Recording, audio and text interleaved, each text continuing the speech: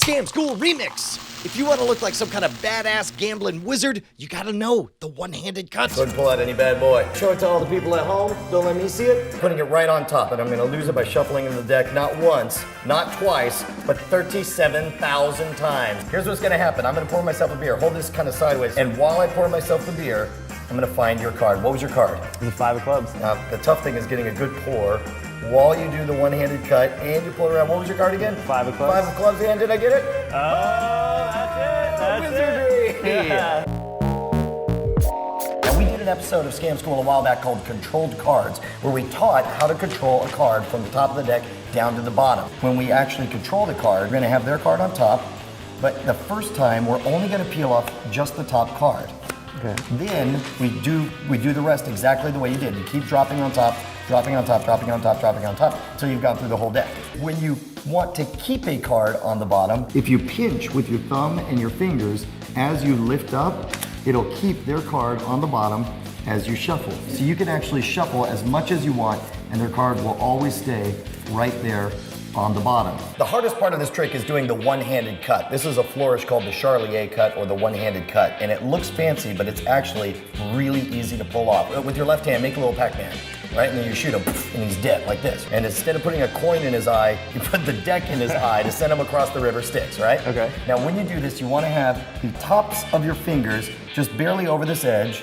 Same thing with the thumb on this side. You want to pull enough of your thumb back that half of the deck drops down just like so. You're set like this, you're in the Pac-Man position, you're gonna let the bottom half drop down. You're gonna use, these three are gonna hold on to the block, but your index finger is going to push it up like a hinge. Once you get in the teepee position, you're still trying to hold it as 2 blocks.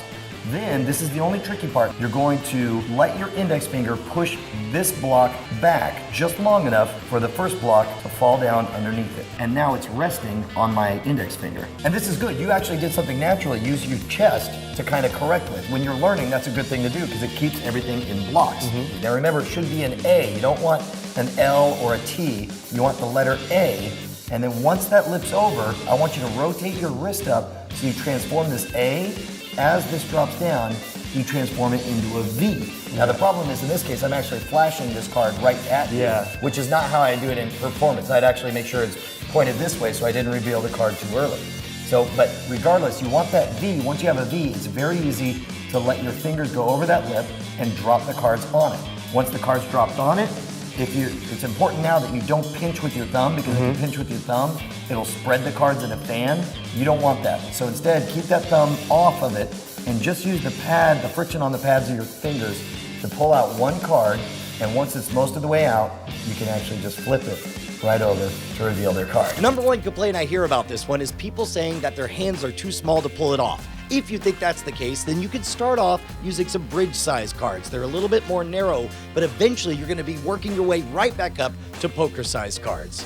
Scam School Remix brings you the best of our nearly 9 years and 500-plus episodes of Scam School. You can check out the original episode this came from, or dive in to the complete Scam School Remix archives. It's like a time machine that compresses time and space into relative dimensions so that you learn faster. It's cut out the ads. That's what